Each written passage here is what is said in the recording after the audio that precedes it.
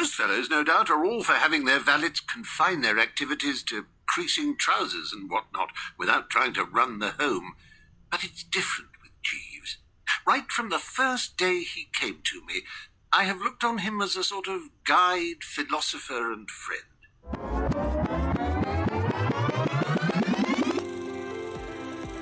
Welcome to the NBA podcast, where each week we explore the side streets and rabbit holes around movies, books, and albums.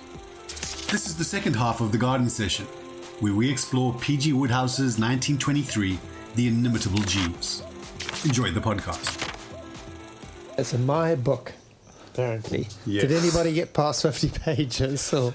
Quite fortunately, by happy accident, I've got the entire collection on Audible, which I've listened to previously. So I just went through the first couple chapters on Audible with Stephen Fry reading it. Oh. Which I think Stephen Fry reading PG Wodehouse is the way to probably absorb it. I mean, Stephen Fry's great. All I can picture is when I read Jeeves as a character is Stephen Fry. Because Really? have you ever watched the... Fry and Laurie. Hugh Laurie and Stephen Fry. That's it. Yeah. So they do Jeeves and Worcester. I haven't seen that. That'd be amazing. No, it's incredible. It's all on YouTube.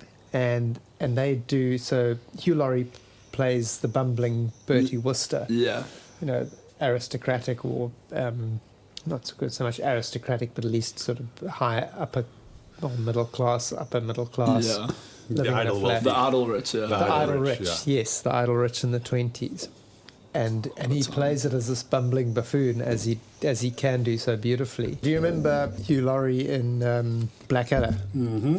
Okay, so he can play the bumbling sort of fool type thing. And then Stephen Fry, I don't know, just has a little bit of gravitas about he's a big man, he's got stature, and obviously he's one of the smartest men around.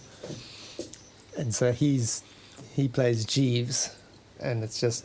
And once you've seen the episodes, you can't read the book. You can't unsee Jeeves. No, you can't read the book without hearing Stephen Fry, which is fantastic. Well, I mean, I'd love to have seen it from like my grandfather's and my dad's eyes when they read it first time. But yeah, I can't not see Stephen Fry. Rain. It's raining. It's raining. It's subtle wit, but it's beautifully written. I just love the... It's completely fantastic, and I think there might be some people who have no clue what we're talking about. No. So maybe just brief context. A well-to-do English gentleman who's rather useless in the 1920s with a gentleman's gentleman who is the brains behind the operation, who outmaneuvers him and saves him all the time. Yeah, but that's not all. So that was a later iteration of his works. Okay. He's written 99 books. Yes, something like novels, that. not to mention plays and everything else. Musical. Yeah. He wrote a lot of and lyrics for musicals. Yeah. A little bit lazy not to get the 100, but it's but something like, I saw a stat he published in the decade, so the 20s. Yeah. He published 20 novels. Wrote for 12 musical comedies. Yeah. I mean, his output was just massively prodigious. Yeah. Well, they say he would work on multiple things at once, like plotting them in like a 30,000 word kind of outline. Yeah. And then in 3 months he would produce a novel. Yeah. Is that okay? Yeah. But, so he'd take 3 months to write a novel once he had done that planning stage. Yeah. But he would write every day religiously. Even on his wedding day, on his honeymoon, literally every single day. He was so methodical. Yes. He was like, doesn't matter, like, if you're going to wait until inspiration to write, you're never going to write. Yeah. He's like, write badly until it becomes good. Yeah. Did you read the thing about, it might have actually just been in one of these biographies, but so he'd sit down every morning at his typewriter, but every morning he wrote a love letter to his wife. Really? This is going to reflect so badly. She's like so badly on us. Yeah. I mean, we need to cut this, obviously. Yeah, I love you, babe. Shout out. But no, every morning when the first thing he did when he sat down at his typewriter, or I can't recall, I think he was a typewriter guy, but he would write a love letter to his wife every single morning. Man. And then that was his routine start. And that would open up his writing gates and get him flowing. Well, whether it did or not, that was just his... Well, good for him. Homage to his power. His wife. Yeah, PG Wodehouse. So an incredible I just think it's poetry, and it's the languages. Yeah. It reminds me of my grandparents. It's so accessible. It's like really, it's just not like Meatloaf's Bad Out of Hell from like 30, 40 years ago, where it's difficult to get into. Yes, it's like it's almost light. It's almost like Straight off the bat. It's almost a So timeless light straight off the bat. Yeah. And we all know Bertie Woosters. There's all parts of us that are Bertie Wooster, as well as Jeeves. Kind of that bumbling person with a high opinion of themselves, and it's really fantastic. I'd still, like, while I was reading that, I don't know who was in my head, but it was the prose, the way that he talks about things, describes things, his humor. It was written like 100 years ago, basically, like 90 years ago. Yeah, pretty much, yeah. No, 1923, 102 years ago. Yeah. And it's still, I mean, like, me reading that was, I was having the time of my life when that played. And I could relate so much to, obviously, to Bertie, to Jeeves to an extent. I'm probably not as clever and as witty as he might be. We'll need to apply the old cerebellum there. Yes, need to eat more fish. But old Bingo... Bingo Little. Bingo Little. Who hasn't fallen in love with a waitress? Well, there we go. There we go. Chapter 1. Many times. That was my go-to once upon a time, guys. When I was single, I'm like, guys, I'm a waitress guy. Hanging fruit. I used to be one. You used to be a waitress. Or hanging fruit. Well, depends how you look at it. They go hand in hand, really. Our apologies to all waitresses. No, but that sense of like getting that, rather than getting that crush, and that's the place you always take your friends to. Yeah, because you've got a sweet spot for that one waitress. Absolutely. And the only time she'll ever speak to you is because you're ordering things from her. But for you, it's heaven. It's like she spoke to me. Yeah. Did you see the way she chips or baked potato? Oh my God, chips! How did you know? We shared a moment. It's gonna happen. She will be mine. Oh yes, she will be mine. There's nothing creepy about tipping. No. Excessively. Always creepy. Excessively. My last 40 rand. Oh man. The opening. I just remember. I'd always heard about it for years and years and years. I won't go on about that. But then I finally found a copy in a client's home or something. They gave us a lot of books, and just the where he says, "How's the weather, Jeeves?" Exceptionally clement, sir. Yeah. I mean, we all hear inclement. Yes. All the time. How's the inclement weather? Inclement weather. It's like, exceptionally clement, sir. And then he wants to bet on a horse. On a horse, yeah. He says, sir, no, the stable is not sanguine. Yeah. But no, so I wouldn't advise against it, or the stable is not confident. Yes. The stable is not sanguine. Yeah. It's just beautiful. It's beautiful. The words he pulls out. It's like the same when he's obviously talking in the first person as Bertie, and he was like, I could see Jeeves he was gruntled. Because I know he wasn't disgruntled. Yeah. It's just beautiful little tweaks and plays, hey? But you wonder if everybody spoke like that, or whether it's his artistic take on things compared to the way we speak today, and like thinking like 1984 with like duck speak, where like you simplify everything down to it's double plus good, and you've lost all the adjectives, and you've lost all the beauty and the flavor of words. You know, that's what's so beautiful about this. It's delicious. It's like language you can taste and you can play with in your mouth. And people don't speak like that anymore. And it would be pretty cool if we did. It's just everything. It seems like a game with him on the words as to how to make it. Yeah. He talks about the look on the face of the one chap. He says, "Looked like a sheep with a secret sorrow." Yes. I mean, a sheep's a sad-looking. A sheep with a secret sorrow. But obviously, I love the alliteration as well. He looked like a sheep with a secret sorrow. He didn't look sad. That was when the parson went gambling. Yes. And he comes to Bertie with a heavy heart. It's like, I must confess I've been gambling. And Bertie's like, I love you more. If only you told me sooner, we could have got off on the right foot. Like, did it click? And he's just in a completely different mindset. He's like, well, what did you bet on? And this guy's moral compass has been completely destroyed. Red had drawn 7 in a row. He's like, well, surely it must be Black's time. The phrase we're talking about the language, and so this is the whole. I'm talking to you guys. Let's geek out completely. Let's dial it together. Yeah, man. But just simple things like shaking the hand is massaging the fin. Yes, you massage the fin. The ready. So my dad always used to call it the ready cash. You know. So do you have any ready? As in, like, do you have any on you? Anything ready? Like ready? No. Some of the turns of phrases that he uses are phenomenal. It's like stuff that I'd love to incorporate into my language. You kind of want to make a note and use it in every day. Yeah. But did you see the callback in chapter 2 of what we were reading to episode with Christopherson? No, I did see something. Yeah. And apparently he uses it quite often. So in the beginning of that second chapter, when he's about to go, when his aunt Agatha makes a bloomer, it narrates, "It suddenly struck me so forcibly one morning while I was having my bath that I hadn't a worry on earth. And I began to sing like a belly nightingale, and I splashed the sponge about. Yes. It seemed to me that everything was absolutely for the best in the best of all possible worlds." And it's not coincidence. It's from Leibniz. It's from and Leibniz. it's a device he uses to kind of foreshadow that shit's about to go south for Bertie. Yeah. So when Bertie thinks he's on a good run, this Leibniz quote comes in, and then it falls upside down.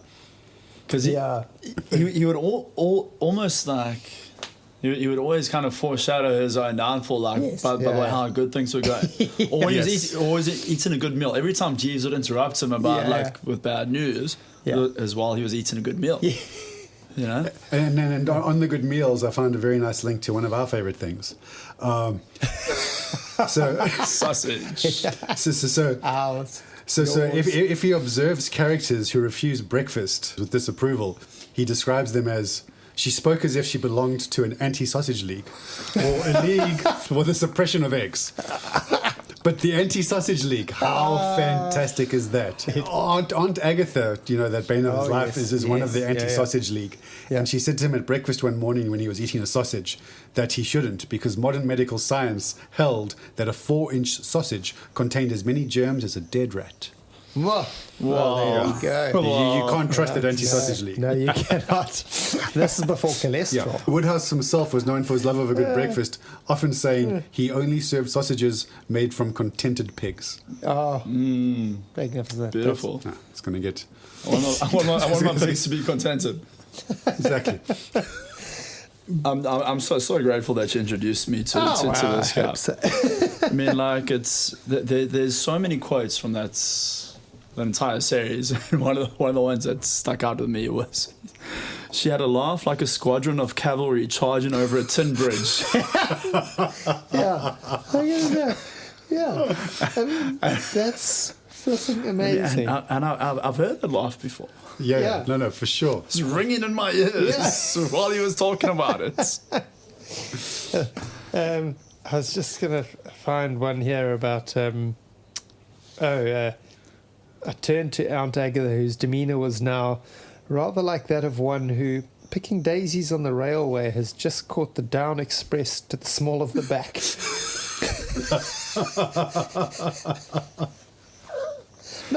She looked downcast. Yes. She just caught the train to the small of her back. But what's great is that, like, it's set in the 1920s. Yeah. And like I was kind of applying my mind, or like in my imagination, to, well, what other characters do we know? Because we don't know much about that interwar period, right? No. We kind of fixate on World War I and World War II. But imagine now in some bizarre universe where we've got old Bertie Wooster. He's romping around at the same time as Benjamin Button. He's romping around at the same time as Great Gatsby and the Three Amigos. Oh, wow. The Three Amigos? The Three Amigos, they were into war when they were doing their thing, yes. Indiana Jones, the Temple of Doom is 1935. And in between 1935, you got the Chronicles of Young Indiana Jones. and now you've got, in the same universe, or the same chronological period of time, you have Bertie Wooster. Swinging his cane. Idle as fuck, cruising around with all the money in the bank. Pastoral dances, as he says in Hyde Park. Yeah. Yeah. swinging his wangy. Yeah, It's like, you can kind of see him like in Babylon, that movie with old Brad Brad Pitt Pitt Margot again. Robbie. He's a recurring theme. We got to change our movies, Yeah. but you can kind of see Bertie Wooster being in that kind of environment, but being completely lost Just in it different. and being taken No, no. advantage of it. Oh yeah, no, he's Yeah. just toddling along. Jeeves would be Or trying hard. Flashman. Yeah. I mean, it's Yes. the end of Flashman's Yes, era. end of Flashman's type era. Thing. Yeah. Flashman would be the old general walking Yes. past and seeing this young fop, or Yeah, something you might yeah. call him, just walking by. But all these characters would eat him alive. It's alive. But he, Except like you Jeeves said, was he was bumbling around, yeah.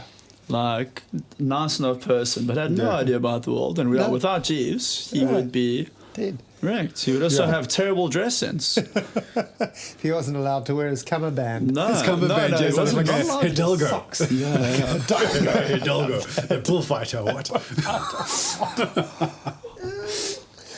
No, man. Jeeves did not approve of most of his style. Most of his attire. And from what I read, I mean, Jeeves knew his way around a woman. He was did. operating left, Yes, right, and yeah, centre. He did. I love the thing about The subscription club with the subscription dances. the subscription dance, and Where- Jeeves was there where he swinging met- a dash deficient shoe. I love that. That is one of so my good. favorite. And the way, This is poetry. the way that he masterminds everything just from a Oh. calm, cool demeanour. Eats a lot of fish, that Jeeves. No, absolutely. I'm glad you guys enjoyed it because it's just, for me, it's so. Somebody, I can't remember which author it was, said that he reads every night, but he always finishes with a couple of pages of Wodehouse Okay. because it's just so. Clears the palate. Well, exactly. Because you can read a thriller, you can read even if you're reading something that's slightly humorous or whatever, Yeah. you read that, it's just peaceful, it's Yeah. harmless, it's a beautiful little stream that you can, and the books, I mean, you can read every single one of them, they all follow the same trend. There's Yeah. a country house, there's a girl, there's a guy, Yeah. they fall in love, they try to get out of it. And there's a first world problem that Yeah. that can be solved. But like the great thing about that book as well is that like each chapter is in itself like its own little story. Yes. You know, it's like it's yeah. all kind of intertwined, but Yes. within itself there's Yeah. It's The an, little it's an plots. anthology more than a Yes. novel. You Yeah. can read it as a standalone. Yeah, he does do that in quite a few of his stories. He makes it short and sharp. Yeah. Which is, yeah. Well, I'm glad you enjoyed. Did you touch on his war? Yeah, he Did got caught by the Germans because he was living in Yes. France to evade tax and avoid tax, and Yeah. he spent time So he was in different interned prisons. by the Germans. Yeah. Yes. And then he spoke on one of the German radios. Yeah, he did Yeah. 5 pre-recorded shows that were Yes.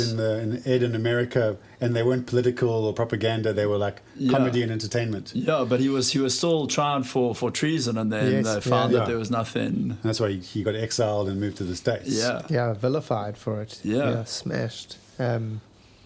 Incredibly. And but, one of the things, I mean, you can go, our listeners can go deep into it. But the one thing I loved is just reading the intro of one of his biographies here, and he got arrested, but the way they phrase it. So he was playing cricket with the other inmates Yeah. when the Gestapo came. That's what he's saying. They're inmates. They're a prisoner of war camp because they're all in occupied Yeah. France. Yeah. But they're having a little game of cricket. Game of cricket. The Gestapo come for him. God bless the English. But German High Command did give him a typewriter. He wrote a book while he was in. Yeah. internment, No, they loved him. Yeah. And so one of the guards said to him, "Thank you for Jeeves." Oh wow! Seriously. Well, This is our second episode with German Yeah. armed forces who like an Yeah. author from the other side of the fence. they seem to be very well read. Yeah. So you know where Jeeves comes from? Yeah. No. Pause. Do you know where Jeeves comes What, the from? name The Jeeves? name. No. Where you got the inspiration for Jeeves? No. Talking about cricket was from a English cricketer called Percival Jeeves. Okay. Back in the 1900s, 1920s, who he was a big fan and admirer of. And he took his name, Jeeves, to be Oh, wow. the title name of the Oh butler. my God. Being the consummate sport fan that I am, can I bring another cricket fact in? Please. Okay, before I bring the cricket fact in, I want to bring in just one line from a letter he wrote in New York. I hear that London has been hit by something called Zeppelins. They don't sound very terrifying to me. More like the name of a popular beat combo. Okay, but anyway, back to the sports fact, because I'm all about sports. Side notes. I'm all about sports. All about sports. We've covered sausages, we've covered Zeppelins. So, cricket. It's the sixth inning. Do you want to leave now? Cricket is the thing that links the Bat Out of Hell album to Ask Jeeves.